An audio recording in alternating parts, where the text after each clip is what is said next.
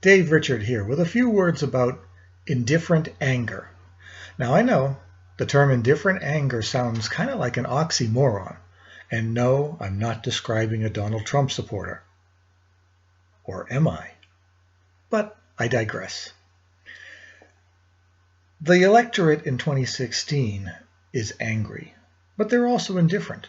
You've got an awful lot of people that are unwilling to participate in the process this year, whether it's in the primary or, more importantly, in the general election.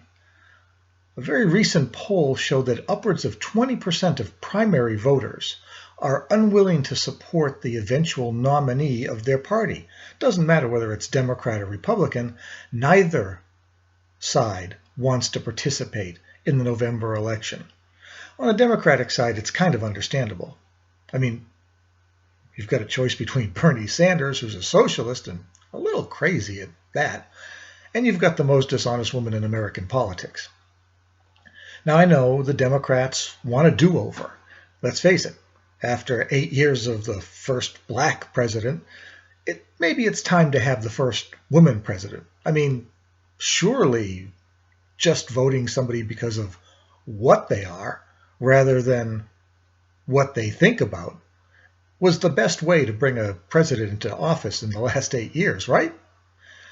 Doesn't matter whether she's most the disgusting, dishonest, or detestable person on the planet. It's probably a good idea to put Hillary into the Oval Office, isn't it? Now, on the Republican side, you got Donald Trump, and there's nothing else that can really be said about that. He's managed to alienate just about everybody except his hardcore supporters. But his hardcore supporters never quite get to 50% of the primary process, let alone once you get into the general side of the House. As a matter of fact, that same recent poll showed that neither Hillary nor Donald Trump were polling more than 41% of the electorate. Neither one of them can get a majority, even when it's just the two of them. So you've got a lot of people that are unwilling to vote in the November election, myself included. I'm going to tell you right off the bat, I wouldn't that was vulgar. I wouldn't urinate on Donald Trump if his coat were on fire. As a matter of fact, I'd probably turn the other way and whiz just to make sure that nothing got on him to put the flames out. I can't stand him. He's going to be a disaster if he ever gets elected, as will Hillary.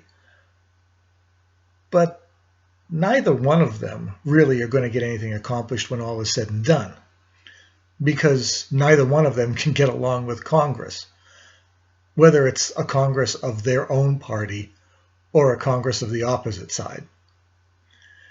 What this country needs in order to fix this particular problem is none of the above.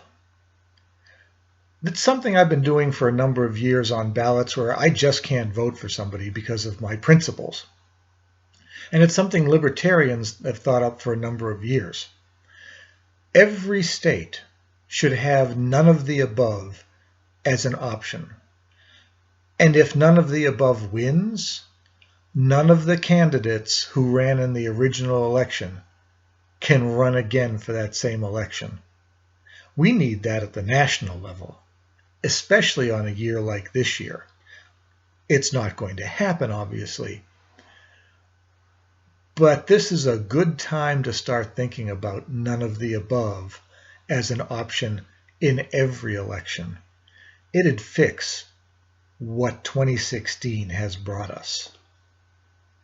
It should be obvious we need a big change in our electoral process, and none of the above is going to fix that.